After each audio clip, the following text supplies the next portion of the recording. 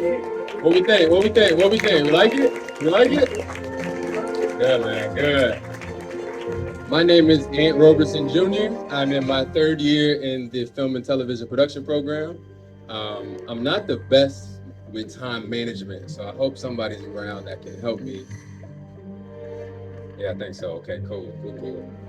It is my honor to introduce you guys to the writer, director, producer, Mr. Kobi Libii. Oh, why you take that? Yeah. All right, this is me. So you. All right, hello. Hello. Yeah, we can talk back. It's that kind of show. How you doing today? I'm good. I'm good. Yeah. A pleasure having you, man. No, it's great to be here, man. I'm excited about you. A lot of film students in the house, right? Where we at? Where we at? Where we at? Oh, come on. A lot of film students in the house. Where we at? It's all right. You know, you're allowed to casually like film too. You don't have to study it. It's okay. Yeah. Sick. Yeah. All right. Yeah. The noble burden. Mm. I think that's a powerful two words right there, man. What does that mean to you in comparison to not only the film but your life personally? Um, what do you mean by that? I think as Black people we have a responsibility. We feel the responsibility to acknowledge the comfort of others. Yeah. Um, and I got that vibe from this film that Aaron had to understand that for himself. Sure. Sure. So I wonder where that originate from and what's the internal. Yeah, I mean, I think that if we're talking about the character, Aaron, and that point of view, what a lot of what I'm writing about in this film, what this film is about, is this very particular defense mechanism that I was taught at a young age as a Black person about how to navigate America, and that was to make white people comfortable, especially powerful white people, and the classic example of that a number of us have experienced is my dad sat me down at a very young age and was like, this is how you act around white police officers, and doesn't matter how you feel, doesn't matter about your pride, this is what you do to stay alive. And I personally feel like I slightly overlearned that lesson, and it I think interfered with my ability to take up space and make art and be bold and confident, and also not be overly deferential to white people. And the society is a grand metaphor for that sort of dysfunctional but understandable defense mechanism. And it's one of a million sort of particular burdens that Black people have in navigating America. And it's not it's certainly not every Black person's defense mechanism, but it was mine. And as embarrassing as it is to admit that and talk about that and make a whole film about that, I also think it is in its way a quite stark indictment of systemic racism that it made me and potentially other people even consider a sort of self-compromise like that. Right. Yeah, which I think really rang true in that metaphor with the yarn, and how something that he was ashamed of was something that he actually embraced and wore on the big and grand stage, which I thought was extremely powerful, extremely powerful. And look, it's one of those things where it's like systemic racism hits everybody differently, right? And there are a lot of really powerful stories about Black artists responding with like literally the opposite reaction that Aaron has, with more of a more of a, I think of it as more of a hip hop response, right? Where it's like in being made small, the response of a lot of Black artists is to be so um, self-generatingly confident and so self-generatingly resistant, and that is such a beautiful Black mode of resistance. But it wasn't mine, and by extension, it wasn't other people's.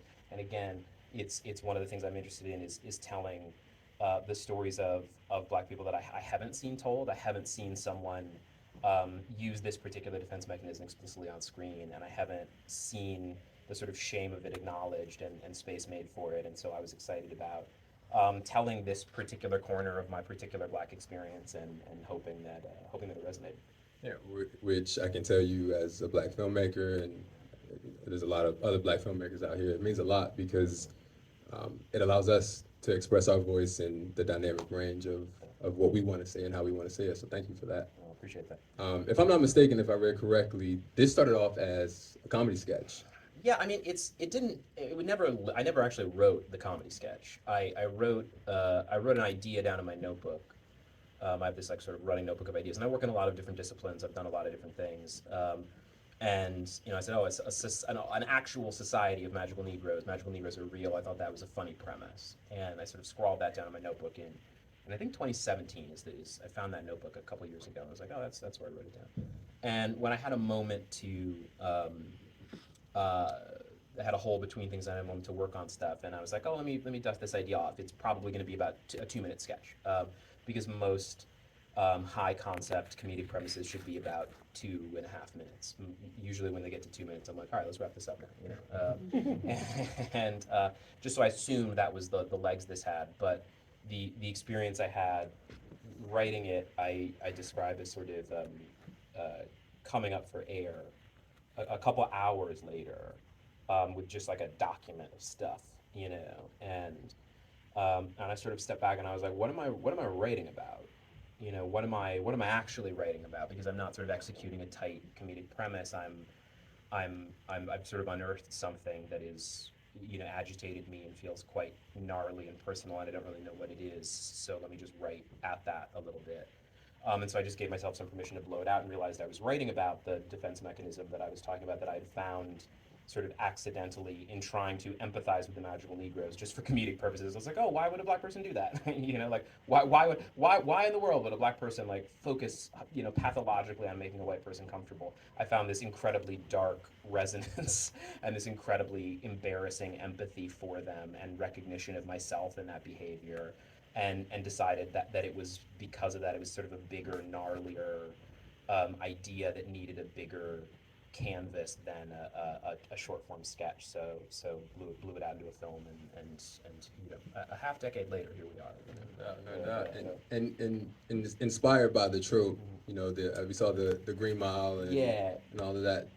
Could you explain the inspiration? Sure. Yeah. I mean, and so it's the magical Negro trope. I assume as film students, a lot of you guys will be more familiar with it than the general public. But I grew up in the '90s, and there was this run of films that had it, and they just really agitated me in this way that I didn't really understand. I was a kid, like I remember seeing, like I remember waiting for, one of them to come out. I remember waiting for, with such eagerness for, this sort of like celebrated for Green Mile, for this really celebrated film that everyone was saying was, it's gonna be an Oscar nominee, and it's gonna be this incredible film. And I grew up in Indiana, I didn't grow up in a community where I had access to movies outside of the movies Hollywood sort of like shipped to the wider American audience, and I was told this is a great movie, and I watched it, and it was just kind of like upsetting in this way that I didn't really understand, and not upsetting to sort of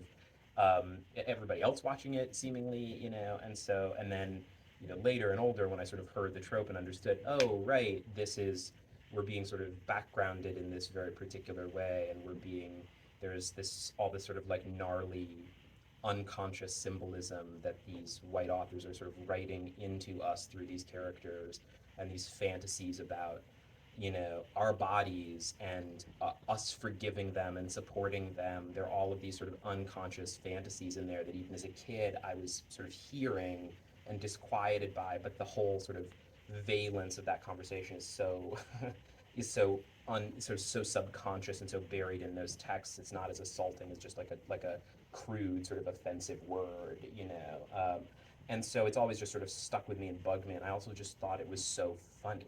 Like I just thought it was so funny that a white artist would think that a black person just gets up every day and just like centers them. That like that's just like what this like Green Mile's a good example, because it's like he's and as especially as like earlier career writers, it's such a good example of like, sorry, you made your protagonist who? The Green Mile, if you haven't seen it, like he's like Jesus. Like the John Coffey character is like he like sucks the cancer out of a person's body, but he's a supporting character. You know what I mean? It's like if you're like looking at like a list of characters and you're like, okay, well there's like a workaday white prison guard with a UTI. That's the true thing from Green Mile, you know. And then there's also a guy who can cure cancer. Who do I want to center? You know, like who's more interesting to follow? You know, and and it's that kind of sort of like stunning lack of empathy and sort of jarring interest in sort of transfiguring us into this symbolic thing that's not really a person that I was interested and agitated by and wanted to sort of pick back at. But ultimately the film is less about the trope and more just a jumping off point to talk about what it's like to grow up as a black person in a culture that tells that story over and over again, what it's like to be sort of steeped in those images and what that does to my brain. It's really more about that than sort of attacking the trope specifically, because ultimately that's what I was interested in. And I wonder, with such a profound message like that, and being able to express that, I wonder, how do you see this film being your first feature film? Congrats, by the way. Thank you, thank you. Yes. Right. How do you how do you how do you see this falling in line with the legacy of this new path that you're embarking on? I hope, I love working in this medium. I mean, I've done a lot of things. I've been an actor, I've been a sketch writer, I've been a sort of comedy journalist. I've done a million different things. Um, I do love this medium though, and I feel very lucky to work in this medium, and I hope I can continue to work in this medium. But it's very hard to work in this medium, so hopefully I'll get to do it again. From the sketch to you did the Sundance Writer and Directors Lab. Yeah, which are great. Congrats to that as well.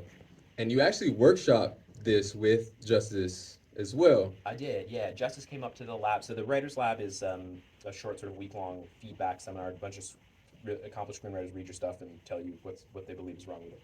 And and the Directors Lab is it's a workshop, which is something you guys get to do in film school, but doesn't really happen professionally. Like you don't get to like in theater. I spend a lot of time in theater. There's a lot of readings and workshop productions and out of town tryouts. There's all this stuff that people do before they like get to Broadway. Is it where in film everybody's just kind of like, let's do it, which is a slightly insane sort of method of production given how expensive and difficult film is to pull off. But what's incredible about the lab is that they're just like, hey, shoot a couple scenes. It's bare bones budget. You have no money, you have no resources, but they're like, just try some stuff, and that is. I can't speak highly enough about the benefits of trying stuff, especially stuff that you're not sure you can pull off, because there's 100% stuff in the film that I never would have had the guts to try on a first feature if I hadn't done, in some cases, a very bad version of it up at Sundance first. Yeah, got you. And with that, did you get a chance to, you got a chance to work with David Allen Grier, which was awesome. Yeah. Did you get a chance to workshop and rehearse with him after, like before you guys were shooting, or? Yeah, we rehearsed a little bit. I mean, there's it's rehearsal is a real luxury, with actors in professional film sets, especially at the independent film level, because you can't really buy them. You can't afford to like to put them all in the kind of contracts where they have like a month before production to hang out with you, and so if you have actors who really have a big appetite for rehearsal, and that's part of your process too, and they're willing to sort of effectively donate their time, you can make it work. But inevitably, part of the process of working with actors at this budget level anyway is to kind of catch them on the day and be like, we're all going to meet each other and figure it out together. And it's very much, for better or worse, the culture of professional film and television production. And yeah, there's exceptions to that. So Justice and An Lee, the romantic leads, they really love to rehearse, so we rehearsed a little bit more. David also was happy to rehearse, but the schedules didn't entirely work out for us to have a ton of rehearsal time. And some of the other actors were like literal, like Michaela Watkins flew in from out of town the night before she shot, flew out at the end of the day that she was shooting, and so there's just literally not time to rehearse in some cases. So you just gotta work around it. And with those being so on your feet, having to work around people's schedules, and this also being your first time directing a feature, what did that process of going through getting this movie made look like for you? Yeah, I mean, it's so crazy. It's so crazy to get a movie made, you guys. I can't stress enough how insane it is. And it's so long. It's so much longer than I thought it would be. And everyone told me how long it would be, and it was so much longer than I thought it was going to be. So it's it's really about, for me at least, just having a story that I really believed in, that was worth all the time and all the sacrifice, which were considerable, and all of the sort of the loneliness of it, because it's very lonely. It's just kind of you. No matter how beautiful your collaborators are, no matter how supportive the people around you are, you're the person at the end of the day who's like, I'm sort of willing this thing into existence, and that is an incredibly, it's lonely and it's long, and so you just have to have a story you deeply believe in and think really matters, and also just frankly that you're happy to work on for years, because the person I am, the person I was when I was finishing the cut, is literally a different person than the person that wrote it. It was so long. The first thing in my notebook is in 2017, so I'm unpacking these feelings and it's raw and fresh to me in 2017. And so by the time I did my last rewrite of the, like, big rewrite of the script in probably like fall of 2020, probably it had been 3 years. And so the process of that rewrite was almost like interpreting a different writer's material, because I was sort of writing in a slightly different voice at the time. I was interested in slightly different stuff. I was like a slightly different person. I'd grown so much. But I was incredibly fortunate because the bones of the thing were so important and energizing to me that I was like, oh no, this is still a great story that I'm really excited to tell. And like future me is still really excited to tell, and past me was really excited to tell. And I think it's just really important to have something that's that deeply and sort of essentially animating to you, because it's just a long difficult process. Yeah, I can imagine. I can imagine, and I'm wondering, how did past you go about taking it from the script and getting it to somebody who could get it produced and on the popping? I mean, it's so everybody's process is different. You know what I mean? Like you just kind of like I feel like you guys probably know that a lot of the steps. You're sort of meeting people with different connections to different people. So that's whether that's talent, actors. Whether that's producers, whether that's studios and distributors, whether that's sort of incubators like Sundance. You're just trying to sort of like meet those people, and make those connections so that when you have an idea that's worth sharing, you have somebody to share it with who can actually send it to somebody who can help activate things. And that's I had sort of one particular sort of way through doing that, which in my case was incredibly was very, I have a very peculiar path um, because I got into Sundance cold. Like I didn't know anybody there. I didn't have like a long relationship with them. I wasn't like a successful, sort of like short filmmaker who was on their radar. I just like applied through the like big ass screening process, you know what I mean, and just like sifted my way through, that. I just happened to lucky bounce of the ball. And also, I was for a long time I was a working actor, and so I already had a very sort of established sort of agency apparatus that was more established than I would have been. So it was easier for me to like go to my like comedy agent and be like, I wrote a script, than if I were like, just some guy, you know what I mean, who had, sort of knocking on the door of a big agency.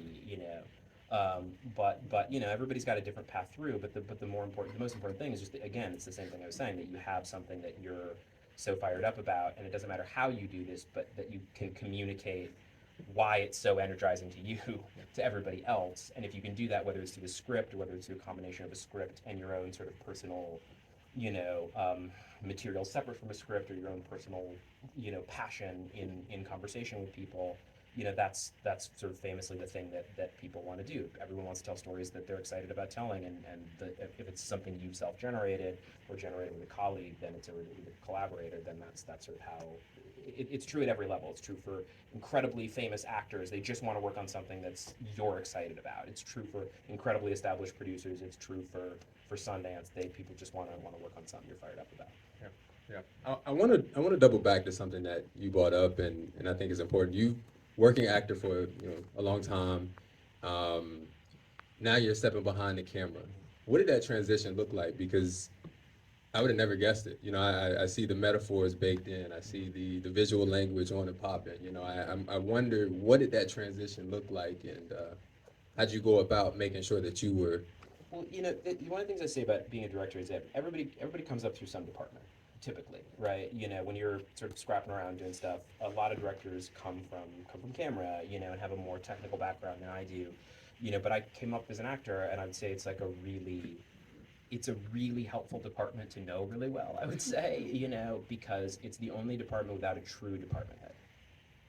Like if you say nothing to your director of photography, he will or she will shoot something. I promise. You know what I mean? Like the set will be lit. They will do their job. If you say nothing to your production designer, you will walk into a set. You know what I'm saying? Like if assuming you're working with professionals, and like actors will show up and do stuff, but there's not a dedicated role other than director sort of marshaling them and making sure they're all acting in the same style, understanding the material the same way. There's really nobody marshaling them other than you. So I think it's actually an underrated technical expertise to be able to be comfortable working with actors. Because a lot of my director friends who did not have the background in acting that I do, they're just like really intimidated by actors. They're really like they feel like they're sort of like wild horses, they don't know how to talk to them. They're sort of vaguely poking at them, and actors are really simple. They're really simple. They're beautiful. They're some of my favorite collaborators, but they're incredibly simple, and they really are. I mean that as a compliment, right? Like I don't mean they're dumb. Some of them are dumb, but they are. I love them. But they're intelligent in different ways, right? They are. But when I say they're simple, I mean they shouldn't be as mysterious and intimidating as directors sort of approach them as being somehow, because they're just 90% of the time you're dealing with an actor and there's a problem with an actor, it's because they're scared. I'm not kidding. And it does not matter who they are. It does not matter how famous they are. It does not matter how much stuff they've been in. I've watched astonishingly famous people just freak out. And freaking out doesn't always look like you would expect. Sometimes it looks like not taking the note. Sometimes it looks like just doing the same thing over and over again, fighting the interpretation that the director is going for. But 90% of the work with actors is just making them comfortable. Just making them comfortable, making them relax, helping them be in a situation where they can do their thing. You're laughing. It's like they're not dumb. They're simple. It's different. Anyway. Yeah. Well, I want you to, just because there's a lot of directors and a lot of people who want to take that next step in their craft, and I'm wondering, what does that creating that safe space look like to you? I mean, for me, it's different for everybody. You got to run your set in your style and your voice. One thing for me is that your set can look like anything. It's one of the things that drives me crazy about the sort of professionalism of film production is that there's these conventions, and there's this thing that happens when I walk on a professional film set, that everybody sort of acts like we all know how this goes, right? There's a little sort of like there's an energy of all having been there before and all having done it before. And I remember when I was first on pro sets, I was like, oh shit, I don't know. I've not been here before. What do I do? And there's so there, at least for me, there was like a little bit of imposter syndrome when I was first working. And then you sort of get there enough, and you're like, oh no, I do know, and it's just like, and these young people don't know, But that's all to say that it's like the set can be yours. It can be as formal as you want it, or as casual as you want it. It can be scheduled how you want it to be. It should be a place where you can be comfortable. And I think a lot of what makes other people comfortable is you being comfortable.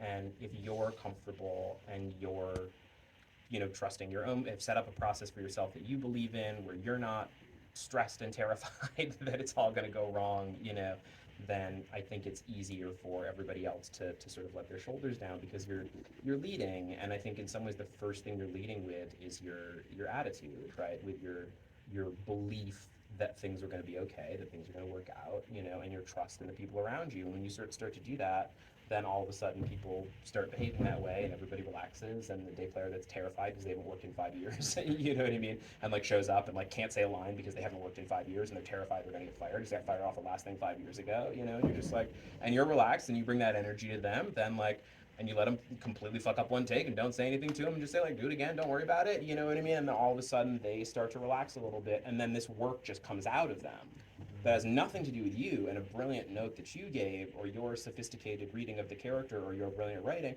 It just comes out of their literal relaxation, and their little freedom to stretch out and to explore, and so for me, that's one of the things I'm always thinking about as a director is how to get better better work out of my collaborators by just leaving them alone is not the right way to say it, by just empowering them to show me what I don't know and to show me the corners of their work that I haven't thought of. And to me, that sort of invitation to be to them being the experts and them knowing things is incredibly empowering, and then helps me do good work too. So anyway. Justice was incredible in this, Yeah, and thank you. and he's great in a lot of stuff, but man, he really shined in this. And looking into the press runs and everything like that, he seemed like he really bought into this story. Yeah. And now knowing that you guys worked together before the story was put onto the screen, I wonder, what that collaboration looks like, and yeah. Yeah, I mean, I love Justice. I think he's a really beautiful artist. He it helps that he, you know, it, it helps that he just really understood the character. He walked into the first day of our first rehearsal up at Sundance, and he said, I wish I could remember what these things were, but he said like 2 or 3 things about the character. He was like, I feel like he's a guy who does this, and I feel like he's a guy who comes from this background, and I feel like he's a guy who's like this. And I was like, yep. Like all 3 of those things were like, yeah, no, it's not written down anywhere in the script, but that's also how I think about who this person is, right? And so that the person he was picturing, was the person that I was picturing as well, that helps immensely, and we just work really well together. He likes to rehearse. He's verbal. He's playful. He's terrifically sharp. But also terrifically sensitive. And we just worked on it for you. I mean, so he came over to my house a couple of times between the labs and when we shot, and like workshop different drafts of the script that I was messing around with. The first time I wrote that big presentation scene, I was like, I need to get some friends over and read that out loud, just to make sure it works. Because I tried a much shorter version of it at the labs, and basically everyone was like, you can't do that. Because the way it looks on the page, just as screenwriters, it's 8 pages of side-by-side dialogue. So that's the most tightly scripted scene in the film, right? So almost every other scene in the film, there's not every other scene in the film, probably about a third of the scenes in the film, there's some little bit of improvisation somewhere, right? But there's no improvisation in that scene, and we ran it like a play. So we just did it. We just ran that scene. There's masters of that scene just running like that, right? And that's the best way to do that, because you actually have to creating this chaos is takes a lot of work to simulate chaos. It takes a lot of order to simulate chaos is probably a better way to say it, but like the first time I wrote that scene, I was like, I just need to hear this, like literally musically, I just need to hear this to make sure that it's tracking, because the little version I tried at the lab, I was like, oh, this process can really work, but now I'm gonna like triple the length of it, so let's find out if it can really work. And so he came over with some friends and just right around my coffee table, and we tinkered with it and played with the rhythm of it up and down, because we couldn't rehearse that before the day with all those actors. Michaela flew in, and Rupert was going back to New York, and so we really had to like the thing had to be right. The rhythm of it had to be really right, because we didn't have time to, to do it otherwise. So anyway. And what was that backbone of the rhythm, if you don't mind going into that? So the way I think about that scene. Think about that scene a couple ways. One is any theater people in the house? Any theater shout out to my theater friends. So when I first conceived of that scene, I conceived of it as what if the final speech of the Dutchman and Noises Off were happening at the same time. which is not a normal thing to think as a writer. But there's a more practical problem, which is that I wrote that speech of Justice's, except for one line that he pitched in there when we were rehearsing that's different than the thing I wrote. But everything else that's great and is in there because I thought it was better than the thing I wrote. But everything else in there, it's basically a free write. It's basically me just vomiting that in one writing session when I needed a new thing, and it was like however long that thing is, it's too fucking long to live in a movie. And I did the thing all writers do. I'm like, oh, I gotta cut this down by like 75%. You know, this has got to be like, this can't live in a movie. This is way too long to live in a movie. So let me just like make this like, you know, half a quarter of a page instead of like 2 pages or whatever it was, as like a full speech. And and I had a very peculiar thing happen, which almost never happens when you try to cut something down, which is that every single time I cut it down, it fell apart. Where when I tried to make it tighter and more coherent and cut big chunks of it, it just felt like bad Aaron Sorkin. You know what I mean? Which hopefully it didn't feel like as a finished thing, but as opposed to like a thing a human says, you know, and I was like, I can't have this much, like I can't have a person speak this much in a movie. You just don't do that. Um, and then and then I went back and I watched Network that night. I was like, what movies have like speeches with capital S's that I like really respect, and like how did they pull that off? So I went back and I watched and stole some camera stuff from Lumet, which was very helpful. And I was like, okay, you can have like big ass speeches, and it's fine. You just have to be like a couple of geniuses. That's all you got to do to pull that off. But then the other thing I did was I was like, okay, well, what is he doing here? Thinking sort of dramaturgically, like what is the action here? What is happening here? And the thing he's doing is trying to be heard. And so I said, okay, well, he's trying to be heard, but if he's just like saying this, like what's the fucking obstacle from him just being fucking heard, right? And I said, okay, well, this can live as this sort of aria if the thing he's trying to do is be heard, if no one's fucking listening to him, right? And so I built the architecture of this farce around him where everyone's sort of focused on their separate shit. So functionally, it actually doesn't matter if you hear any language in that scene until like the last 3 lines, because the thing that's happening visually and dramaturgically is really clear, which is that he's trying to say something and no one's listening to him. And it's super clear. So it doesn't matter if you miss a line, it doesn't matter if you, because everybody, you completely get that that's the circumstance, just visually. So it takes this incredibly long sort of like unwieldy piece of writing and turns it into to action, right? And because of that, it became super sustainable to do, because it's just about sort of the architecture of him basically peeling people off, where he gets Jason to listen all of a sudden, and then he gets everybody else to listen. And so that scene is very simple. It's like he wants to say something and no one's listening, and then everybody shuts up and listens. That's the shape of that scene, right? But the sort of scaffolding of building it was the process that I just described, of sort of writing this thing, trying to cut it, finding it weirdly uncuttable, and then sort of building an architecture to support this thing that was unwieldy and that I made. So don't do that. That's bad advice. Well, You know, off that same tip, I'm wondering, and just for everybody, because we all write stuff and we want to make it better and make it better and make it better, and considering how much you had in this film, what advice would you give to young filmmakers when it comes to the rewriting process? There's 2 kinds of scenes. There's scenes that are perfect the first time you wrote them, and there's scenes that take a million rewrites. And for me, there's nothing in between. Like genuinely nothing in between. There's either stuff. I mean, it's not like you don't rewrite the stuff that falls out perfectly. You're just like, oh no, this is pretty much. It's more like there's some of them. It's like, it's pretty much the way I wrote it the first time. I tweaked it, I messed around with it, but it's like it's pretty much how it fell out of my brain. And then everything else is an insane, impossible. Like I can't believe I'm going back over this scene again. Number of revisions. Like, and that's my honest to God experience and process. You know, and it's about, I don't know, like 30-70 probably. Mm-hmm. Like 30% like, yeah, no, this is pretty right, and 70 like I am beating my head against a wall on another godforsaken polish of this piece, because this scene it should work but it doesn't work, it should work but it doesn't work, something's off about it, you know.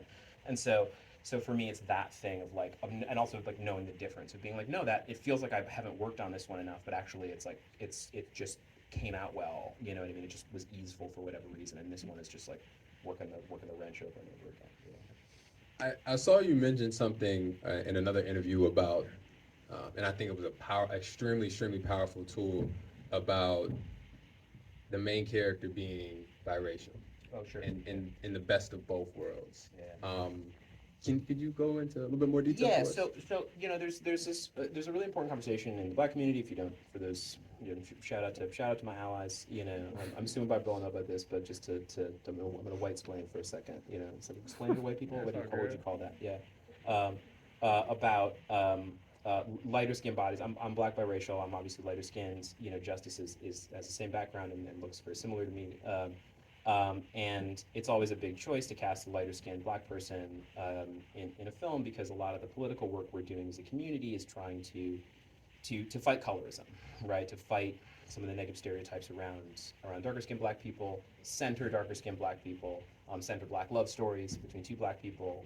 There's important work that we're doing as a community politically and as artists to sort of represent ourselves in that particular way. And so it's a big choice to cast the lighter gentleman that I cast, even though I love him and I think he's brilliant. But the to explain the thinking behind that, one of the things this film is about is the false promise of assimilation. So there is a suggestion in certain areas of America that if you just act in a certain way, it'll be okay, right? That you'll be invited into the sort of privileges of the mainstream, the privileges of whiteness, right? And that palatability will save you. To put it in a starker context, that if you just comply with the officer's orders, you'll be safe, right? And I think that is a dangerous lie. And to me, part of how you expose that dangerous lie as such is to take the most quote unquote palatable Black people and people of color. So my lead is a light skinned Black man. My romantic lead is a very fair woman of color. You take these quote unquote palatable Black people and people of color and you show them acting in the friendliest possible way.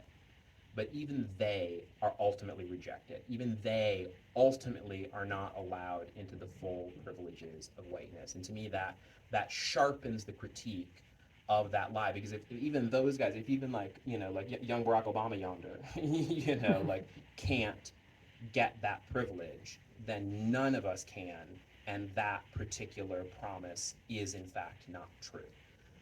So to me, the casting is about sharpening that critique and sharpening that axis of the satire, and and I think it's been a really vibrant conversation around this in the community, because the political projects we're doing as Black artists are all important. I think many of us I think are working towards the same end, but there are some commonalities in the way we approach these political solutions, and I think we're a little bit we expect that that's the sort of only way to hack the politics that can support the Black community. Where it's like, no, I believe there are ways in which light-skinned bodies can do important political work for the community in our storytelling, and to me, this is an example of that. And it's been a really sort of vibrant conversation within the community about whether or not that's true. And when we talk about methods, as such as you just mentioned, I think one of the biggest methods that I pulled away from the film is that at no point is Justice's character, Aaron, a victim. Sure. He just really needs to recognize the power within him. Yeah. I would love to hear you speak about how, as a character, you wrote a film in which it straddles the line between your character being victimized and being the victor. Like, Yeah. how did you go about that? Yeah, well, it's part of it is about the kind of politically, what is the kind of racism I wanted to speak to in this particular film, and to me, it's a very modern kind of racism. It's about microaggressions. It's about unconscious bias. It's about internalized self-hatred and internalized lack of confidence, right? Um, I think as in Hollywood, I think we're comparatively good at telling stories about historical racism, right? About slavery, about separate water fountains. It's like, it's very clear. There's a water fountain over here. There's a water fountain over there. And one people use, one people could. It's very very clear. but that is not. And those historical stories are very important to tell, but I think there is a dangerous subtext to them sometimes, which is that it's over, right? That it's like, don't worry, we solved racism in 1968. Congratulations, congratulations. We integrated the bus in this film, and now you can relax because it's all good today in 2024, right?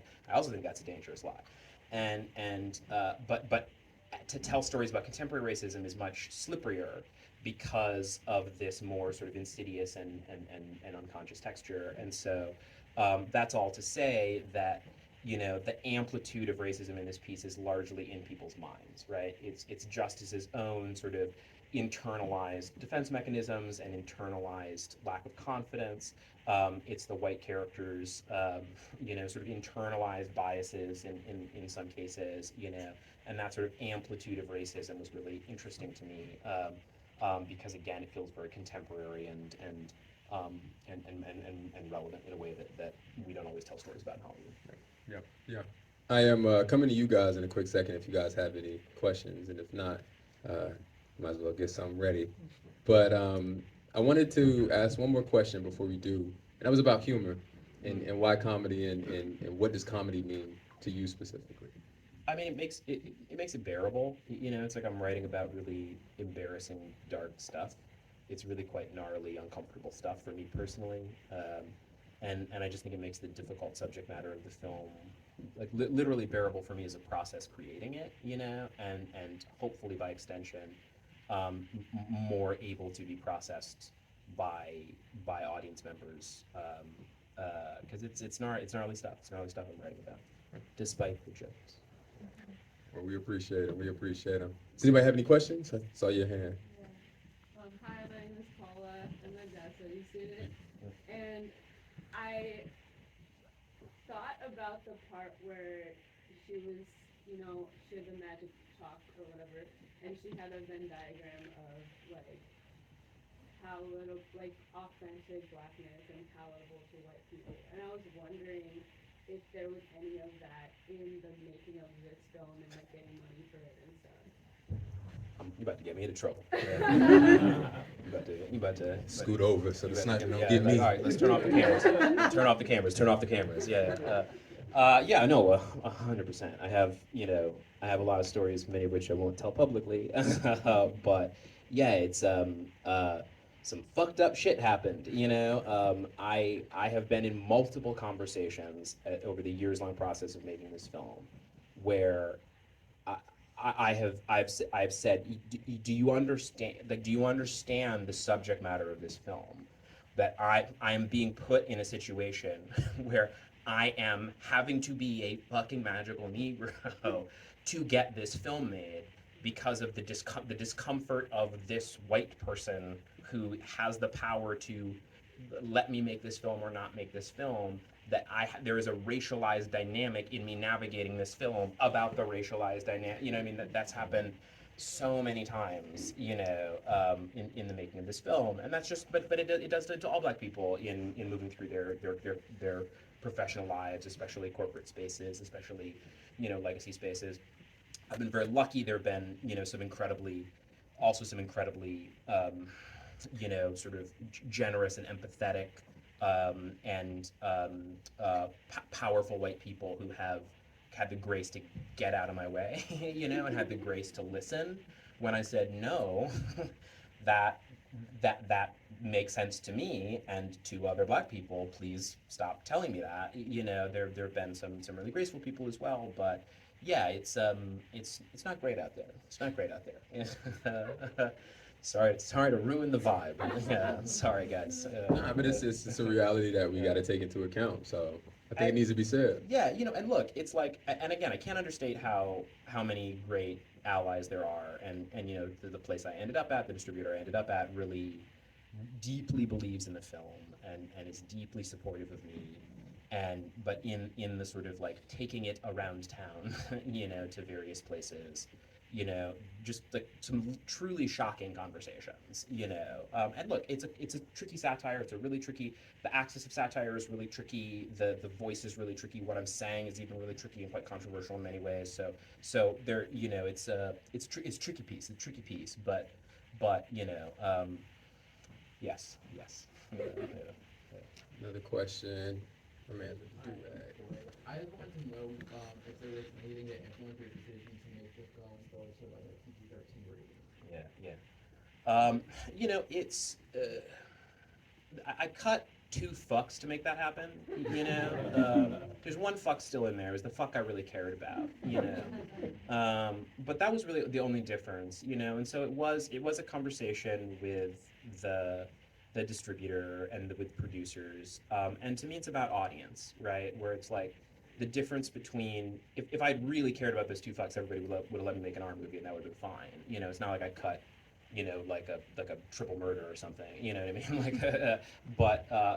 They would have. I think they would have been really supportive of it. But the conversation is basically just like, hey, do you want to make a bigger tent for this film? And it's like the one of the audiences I always picture for this film is like literally like 13-year-old me, and so I was excited about the possibility of letting like a little like I was allowed to go to R-rated movies on my own until I was like I was a shelter child, but I like the idea of letting people that might not have access to some of those ratings for different reasons in to see it. But it wasn't. For me, the conversation was that creative conversation about the Big Ten of people who could see it, not some, sort of like commercial consideration or anything like that. Yeah. And when we think about what example we want to give and inspire the possibility of our youth, Yeah. it's important they see stuff like this. So I think so. And like, look, I write too many fucks. There's one other fuck that I was on the fence about, but it's like if it's down to one fuck, guys, it's like what are we, like, am I really gonna die? I'm not Mammoth, like what are we gonna do? That was for my theater heads. That was for you guys. right here in the front. As someone who's like musing and thinking about writing a feature and rewriting currently, I just wanted to know, because I'm in this room similarly to the way you entered directing, where I'm in the room and I'm like, I've never done this before, I don't know what I'm doing. What was kind of a little more specific timeline? You said it takes a long time. What was that, like writing, Sundance, Yeah, sure. any part of that? Yeah. Sure. So, I wrote, like I said, I think the first thing I wrote in my notebook is 2017. I think it might have even been December 16, but I think it was like spring 2017 is the first thing I wrote down in my notebook.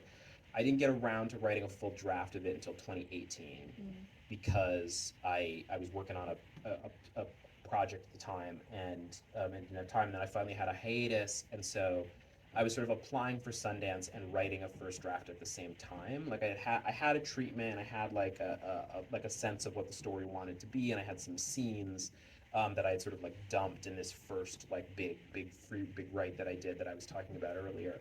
But I probably wrote my first true draft for Sundance, and used sort of the Sundance. There's a couple rounds of Sundance. There's like a little 10-page sample, and I had fully not finished a full draft of the feature by the time I sent that 10-page sample in. And then sort of used the deadline of like, you've made the second round, send the full draft in as my deadline to like really finish it. Did like a kitchen table read of that draft like 3 days before the deadline probably. I think this was like summer of 2018, like early fall of 2018. Submitted it, got in like December, came to the writer's lab in January. We then was invited to the director's lab the following June. This is 2019. Attached producers sometime in that summer of 2019, in that sort of spring of 2019.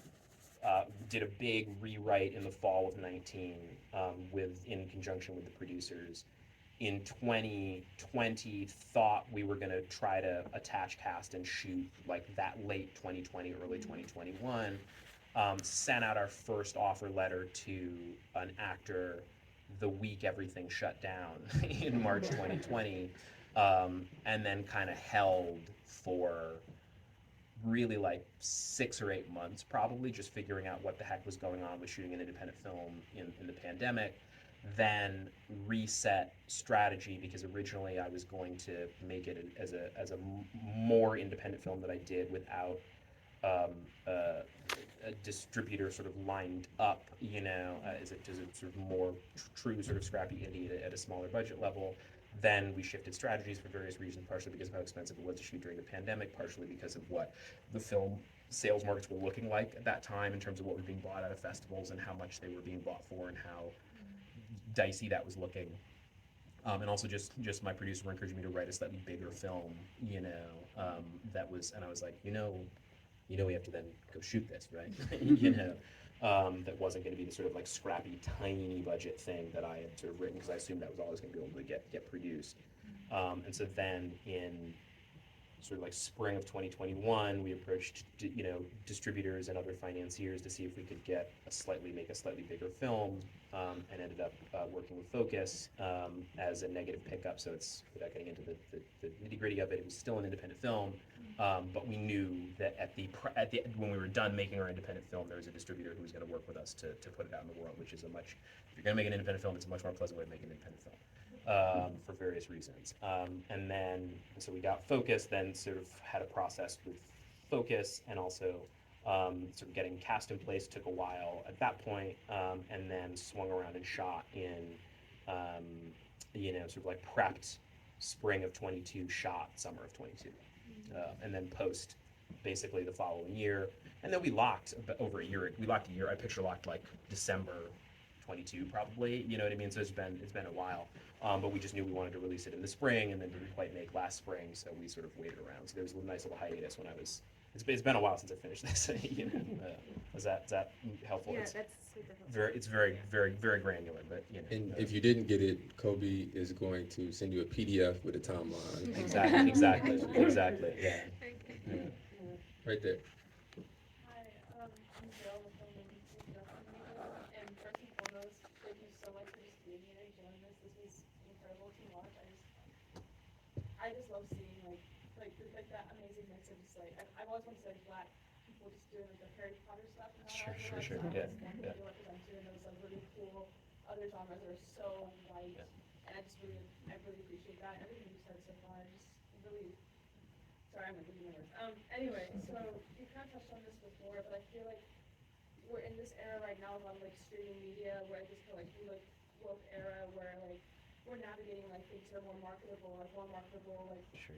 like black people on screen when they choose to talk about like political issues. It still feels like it was written by like a white person speaking through like a puppet, if that makes sense. And I just want to know like how you kind of navigated like you're maintaining your authenticity and like your experiences and your word rather than just letting what's currently like marketable and like what's like like heavily filtered through like so much PR.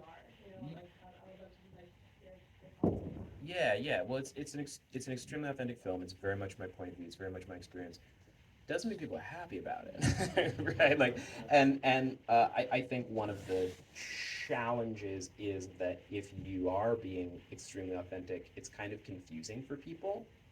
And I think this film is kind of confusing for people in certain respects because they're like, I don't understand, like, black man, what are you saying? I don't understand what you're saying.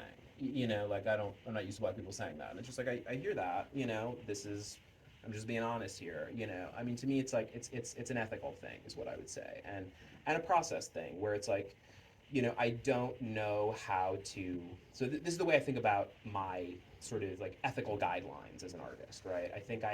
I don't really think about audience at all. Not because I would love to be a sellout. I would love to be able to be like, I know how to make the $7 gazillion movie that hits all the quadrants, and I'd fucking love to. Listen, I got a kid. You know what I'm saying? Like I'd be thrilled. I'd be thrilled to know how to do that. I'd be thrilled to fire it up to go make a big temple superhero movie. I'm being a little disingenuous, but it's like I literally don't know how. I don't know how to do that sort of like cynical math of like, oh, audiences want X, I'm gonna feed them this red meat. I just like literally don't know how to do that, right? What I do know how to do is to be incredibly honest, and run towards the stuff that I feel uncomfortable being honest about, right? Which is very much the sort of texture of this film. It's like every time I get this little like, ooh, I shouldn't say that, I shouldn't admit that. Like I don't like it. I don't find the feeling pleasant, but I've learned as an artist over the years that every single time I feel that, I should chase that.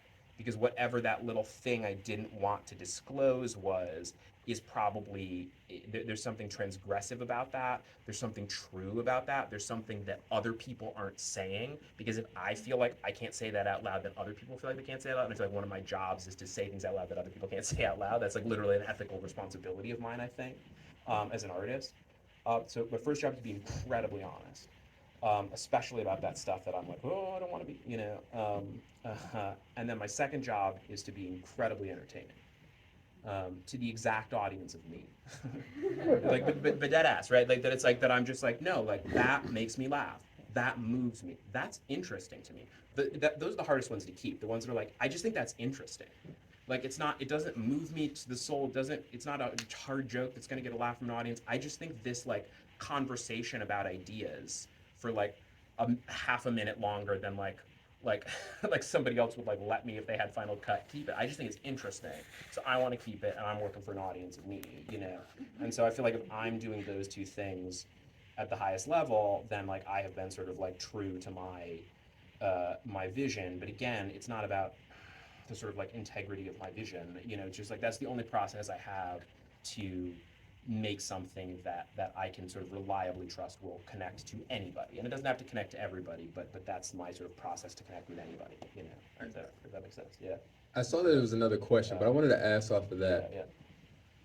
What has been the response or backlash from this film, and how do you navigate through such an honest?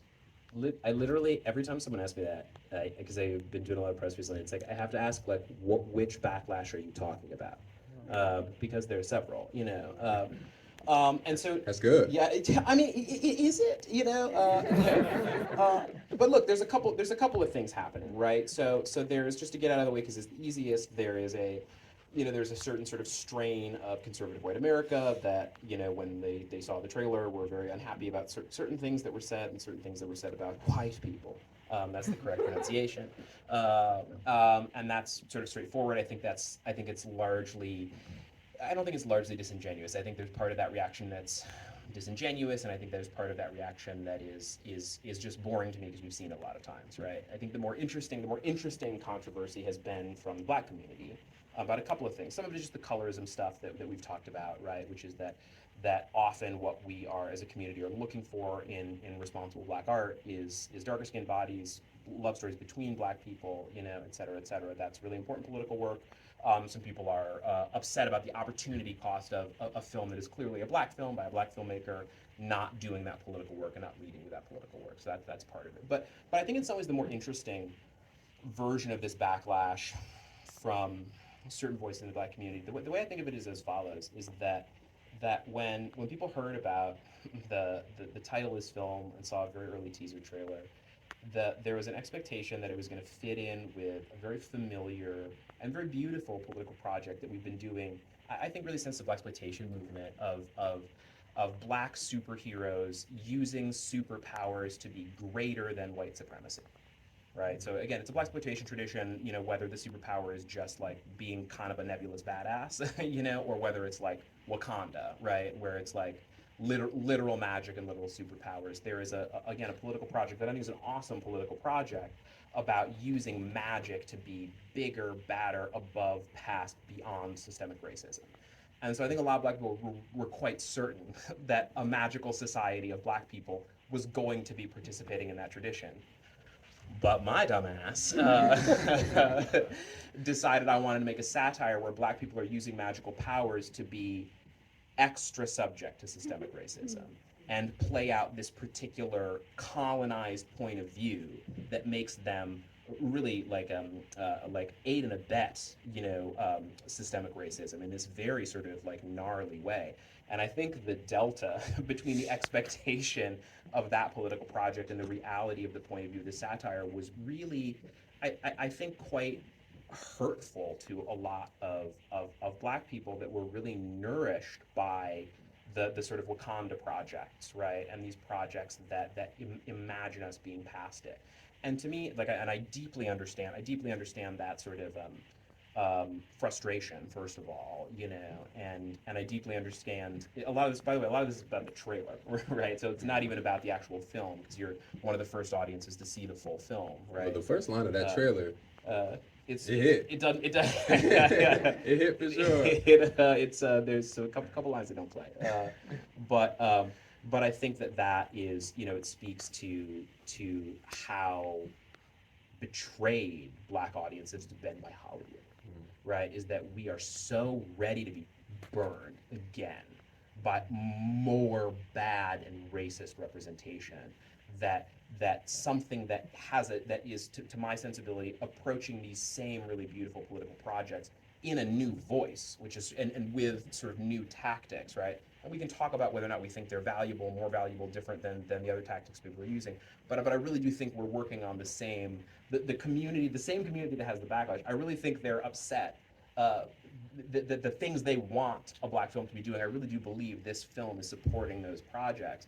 But there's such a sense of scarcity because there are so few Black stories that get told.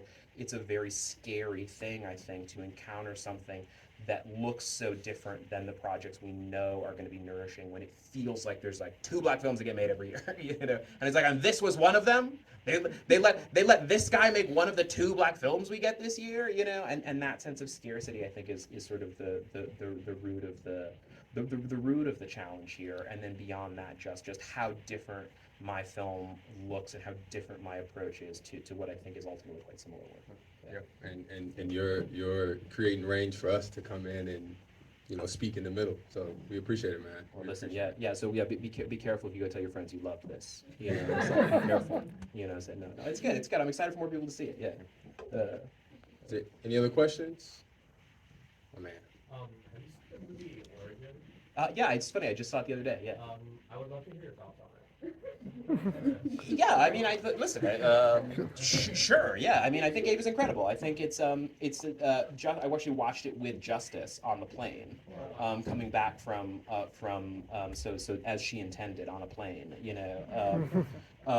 And he described it really beautifully, I thought, which is that it's a narrative documentary. You know what I mean? It has elements of literal doc and is almost sort of aspiring to be a fiction doc, right? That it's sort of doing similar work. It's paced in a similar way. It's sort of intellectual appetite is sort of similar, you know.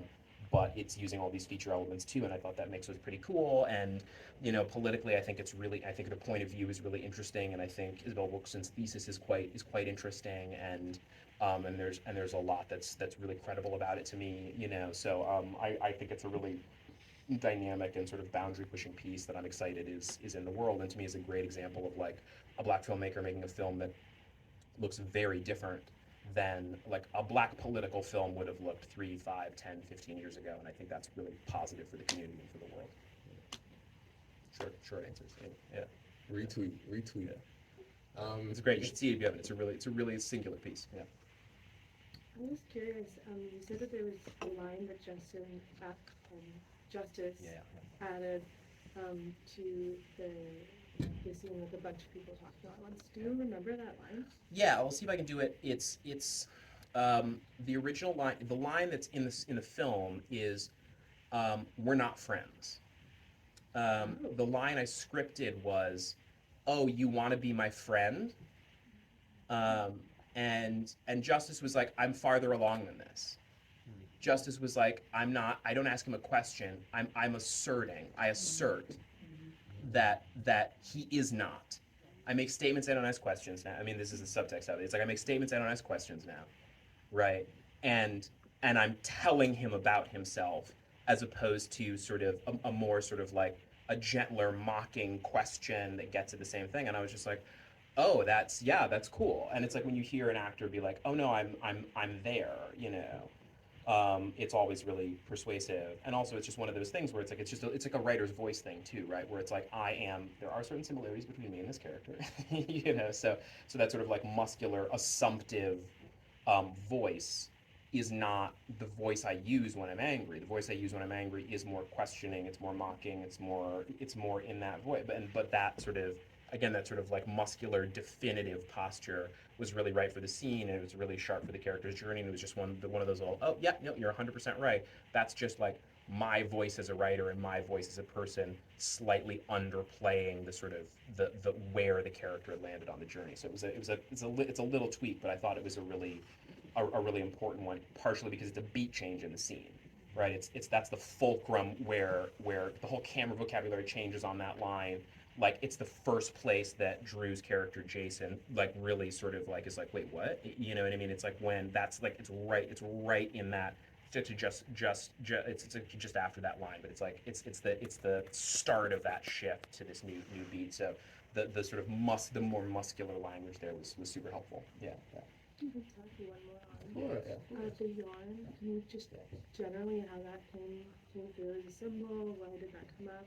And maybe if you can explain the sweater, although as a writer I still get not wanting to ever explain any of the symbols. I mean, So, it's whatever, man. I do mean, what it's you like gotta you know, it's like it can mean what it means to you. You know what I mean, and that's sort of fair game. I mean, from my perspective, it's several things, and things like that are that central are often doing several things. It's funny. I was just talking about this with Justice in an interview, and he was really, and we like actually never talked about it. We talked about so much, you know, about like we knew the character, we understood it, but I was like, oh, what's your literal take on it? And it was very similar, but part of it is, so it's a couple of things. One is as a from a character perspective, like just this individual moving through the world. I loved the idea of him like wanting sort of softness, you know, and wanting to have a medium that was sort of soft and gentle and took care of him. So much of the film is about him being uncomfortable moving through the world, and so just as a sort of tactile fantasy of comfort and swaddling and gentleness from the world that he's not getting, like I always imagined him sort of like making there's a version where he sort of like fantasized about like making like a whole sort of like room of like yarn texture where it was just like gentle for him, you know what I mean, like and I loved that as like part of what was going on in his mind, you know, and so there's that sort of like character texture part of it of like, oh, that's like what his fantasy is. It's also just like a good medium for inscrutability, you know, because it's like you want it to be something that is like, I think he's a good artist.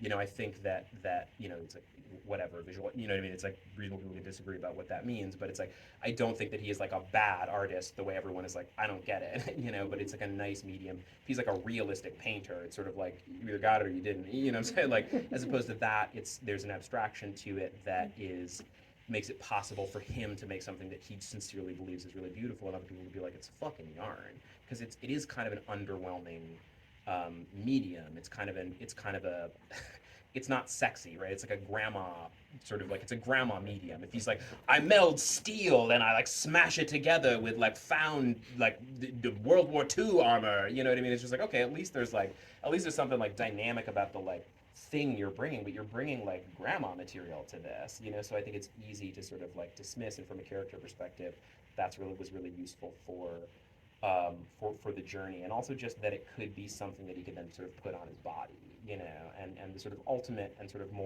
most important symbolism, the most sort of blunt symbolism of it is like, oh, he's ashamed of it at the beginning and he puts it in the trash and he wears it loud and proud at the end, right? So that just that simple symbolism of like, no, I am here, I am with this thing, and also that it's something he knit. It's not finished, and I love that it's not finished. It's like messy and incomplete, and there's something about the sort of boldness of it's not only that like I threw my art in the trash at the beginning and now I'm wearing it loud and proud at the end. It's like I threw my art in the trash at the beginning and this wasn't even fucking done, but I'm putting it on anyway, you know. And as a sort of like yeah, too bad, yeah, like as a state of mind thing.